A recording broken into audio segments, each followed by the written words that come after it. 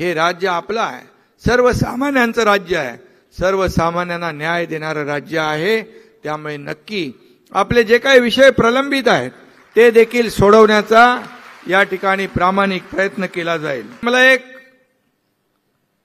अभिमान आणि समाधान आहे की या समाजामध्ये काम करत असताना राजकारणामध्ये एक विश्वास फार महत्वाचा असतो, एक शब्द आणि कमिटमेंट फार महत्वाची असते.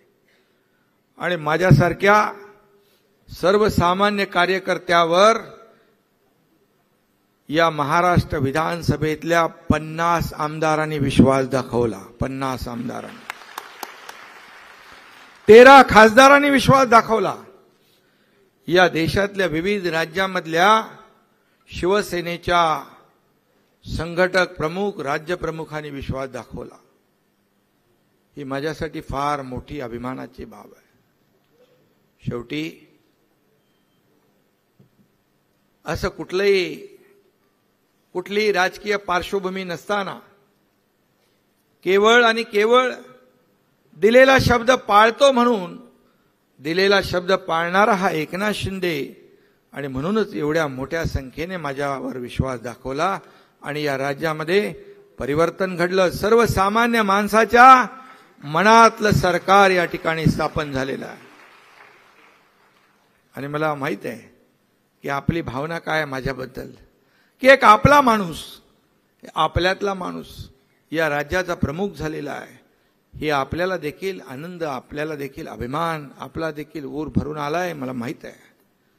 आणि खऱ्या अर्थाने या जी काही संधी मिळालेली आहे, या संधीचं या राज्याच्या विकासासाठी, सर्वसामान्य माणसाला न्याय देण्यासाठी, आपल्या मराठा समाजाला न्याय देण्यासाठी, त्याचा उत्कर्ष करण्यासाठी हा एकनाथ शिंदे सातत्याने प्रयत्न करेल.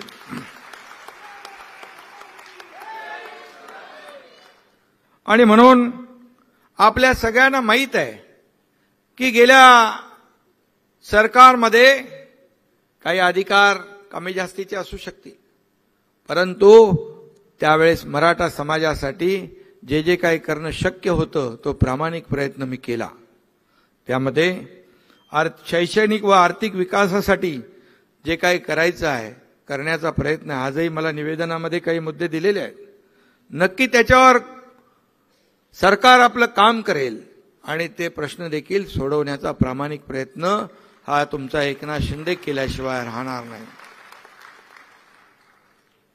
मधल्या जेव्हा देवेंद्रजी मुख्यमंत्री होते त्याही वेळेस मी त्यांच्या मंत्रिमंडळात होतो आणि मराठा आरक्षणाच्या संदर्भात, मराठा समाजाला न्याय देण्यासंदर्भात त्यांनी देखील मोठी भूमिका निभावली. पण दुर्दैवाने सरकार बदलल्यानंतर काही त्याचा वेग मंदावला, थंडावला. परंतु पुन्हा एकदा काळजी करू नका, 5 महिन्यापूर्वी 30 जूनला पुन्हा एकदा या राज्यामध्ये परिवर्तन घडलेलं आहे. आणि या परिवर्तन घडलंय, हे राज्य आपलं आहे, सर्वसामान्यांचं राज्य आहे, सर्वसामान्यांना न्याय देणारं राज्य आहे. त्यामुळे नक्की आपले जे काही विषय प्रलंबित आहेत ते देखील सोडवण्याचा या ठिकाणी प्रामाणिक प्रयत्न केला जाईल. आपले राज्याचे लोकप्रिय उपमुख्यमंत्री देवेंद्रजी या ठिकाणी आलेले आहेत, त्यांचं देखील मनापासून आपण स्वागत करूया. खरं म्हणजे मराठा समाजाच्या ज्या काही मागण्या होत्या, आरक्षणाचा विषय होता, मी आता सांगत होतो की त्यावेळेस देवेंद्रजींच्या सरकारमध्ये देखील आपल्याला माहीत आहे, कोर्टामध्ये देखील आपलं जे आपण आरक्षण दिलं ते कोर्टाने देखील कायम ठेवलं. परंतु दुर्दैवाने नंतरच्या काळामध्ये सुप्रीम कोर्टामध्ये ते रद्द झालं. परंतु तसं असलं तरी सुद्धा आज आपलं सरकार सुप्रीम कोर्टात देखील तज्ञ वकिलांची फौज उभी करून आपल्याला आपला न्याय मिळवून देण्यासाठी प्रयत्न करते आणि नक्की त्यामध्ये यश येईल. आणि तोपर्यंत ज्या सुविधा द्यायच्या आहेत त्या सुविधा सारथी असेल, अण्णासाहेब पाटील आर्थिक विकास महामंडळ असेल, या सगळ्यांच्या माध्यमातून आपल्याला न्याय द्यायचा आहे. मी 2 महिन्यापूर्वी नाशिकच्या सारथी विभागीय कार्यालयाचं उद्घाटन केलं। त्यावेळेस मी त्या ठिकाणी म्हणालो होतो की सारथी संस्थेचं बोधचिन्ह जे आहे ते छत्रपती शाहू महाराजांचा राजमुकुट आहे। हा मुकुट सत्ताधीश किंवा हुकुमशहांचा नाही, तर समाजातल्या दीन दुर्बलांसाठी, वंचितांसाठी, शोषितांच्या कल्याणासाठी लढा देणारं एक चिन्ह आहे। आणि म्हणून या सारथी संस्थेच्या जन्मापासून मी देखील अनेक घटनांचा साक्षीदार आहे आणि त्या काळात देखील निर्णय घेण्याची संधी काही प्रमाणामध्ये मलाही मिळाली। आणि म्हणून या सारथी असेल, अण्णासाहेब पाटील आर्थिक विकास महामंडळ असेल, त्यावेळेस देखील मला आठवतंय 10 लाखापर्यंत जे स्वतःच्या पायावर आपल्या मराठा समाजाच्या तरुणांना न्याय मिळाला पाहिजे यासाठी आपण 10 लाखाची तरतूद केली आणि त्यानंतर त्यामध्ये आणखी वाढ करून ती मर्यादा 15 लाखापर्यंत केली।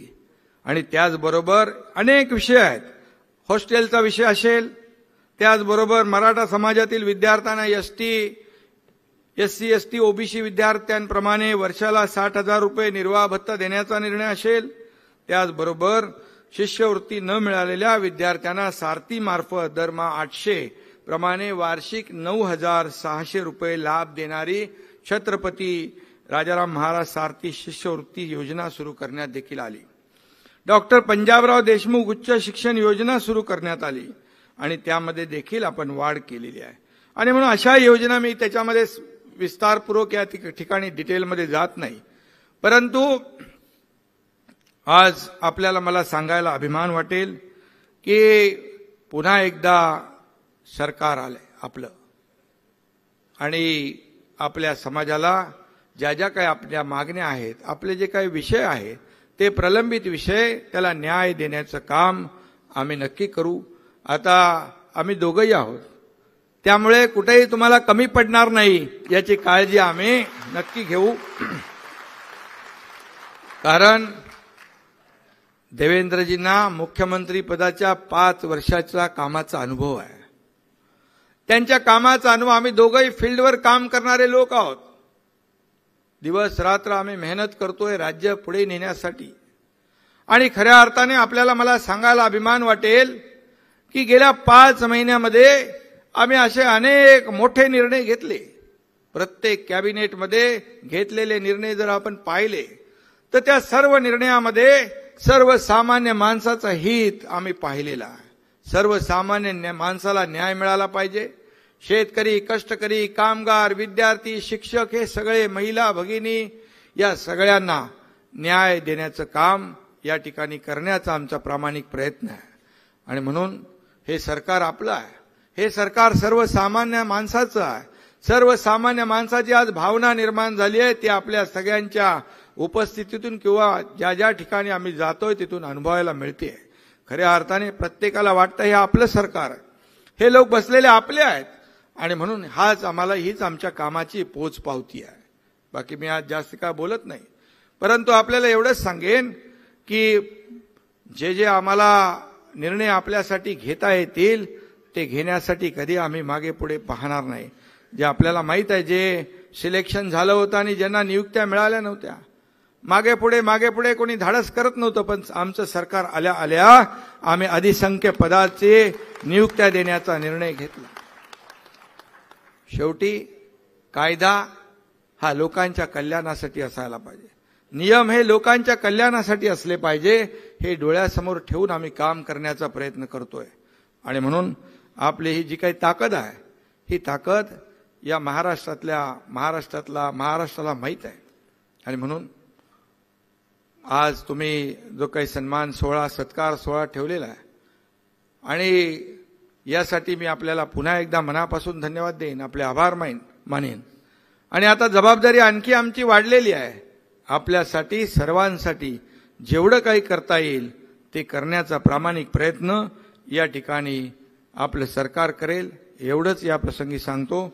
आणि मुदोजी राजे आणि त्यांचे सर्व सहकारी यांचं मी मनापासून पुन्हा एकदा त्यांचे आभार मानतो, आपल्याला धन्यवाद देतो। जय हिंद, जय महाराष्ट्र.